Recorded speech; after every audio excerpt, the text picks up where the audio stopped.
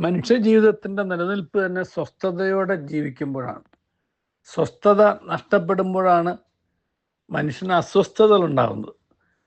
അസ്വസ്ഥതകളുടെ അന്ത്യമാണ് ഒരർത്ഥത്തിൽ പറഞ്ഞാൽ ദുരന്തങ്ങൾ.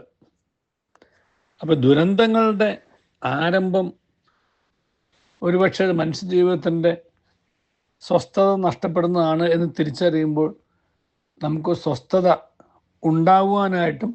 ഉണ്ടാക്കുവാനായിട്ടും പരിശ്രമിക്കാൻ സാധിക്കും. ആ സ്വസ്ഥതയുടെ ഒരടിസ്ഥാനം എന്ന് പറയുന്നത് ബന്ധങ്ങളാണ്. നമുക്ക് ദൈവം തന്നിട്ടുള്ള സ്വാഭാവിക ബന്ധങ്ങളുണ്ട്.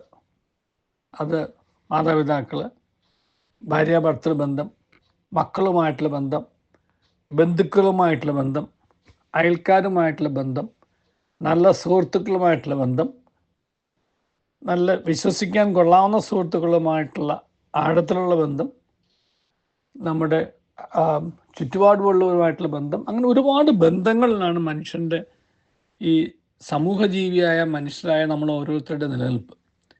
ഈ ബന്ധങ്ങളില്ല എന്നുണ്ടെങ്കിൽ നമ്മൾ ഒറ്റപ്പെട്ടു പോയാൽ അത് വലിയ ദുരന്തത്തിലേക്ക് പോവും.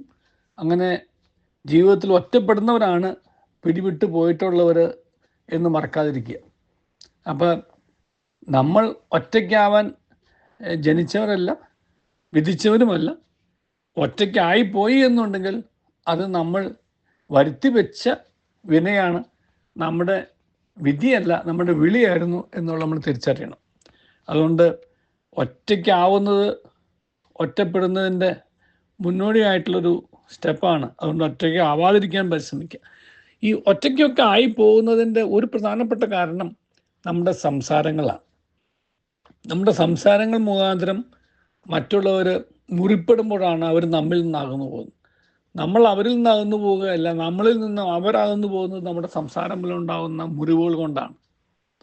അപ്പോൾ ഒരു മുറിവ്, സാധാരണഗതിയിലുള്ള മുറിവ് ഉണക്കാൻ മരുന്ന് വെച്ചാൽ മതി, മരുന്ന് കഴിച്ചാലും മതി. പക്ഷെ സംസാരം മൂലം ഉണ്ടാകുന്ന മുറിവുകൾ ഉണങ്ങാൻ ഒരുപാട് സമയമെടുക്കും, കാലങ്ങളെടുക്കും.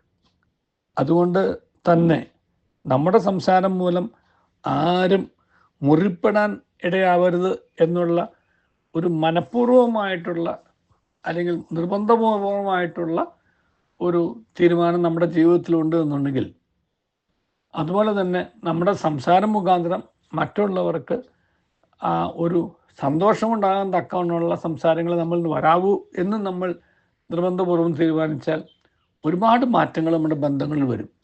അപ്പം നമ്മളെ കേൾക്കാൻ ആഗ്രഹിക്കുന്നവരുണ്ടാവും. നമ്മുടെ സംസാരത്തിലൂടെ മറ്റുള്ളവർക്ക് വലിയ സന്തോഷം ഉണ്ടാവുകയും ചെയ്യും. നമ്മളെ കേൾക്കാൻ ആഗ്രഹിക്കുന്നവർ പോലെ തന്നെയാണ് നമുക്ക് കേൾക്കാൻ ഇഷ്ടമുള്ളവരും അത് മുഖാന്തരം ഉണ്ടാവും. അങ്ങനെ ഇഷ്ടങ്ങളുടെ ഒരു ബന്ധങ്ങളുണ്ടാകുമ്പോൾ ജീവിതത്തിൽ വലിയ സ്വസ്ഥതയുണ്ടാകും.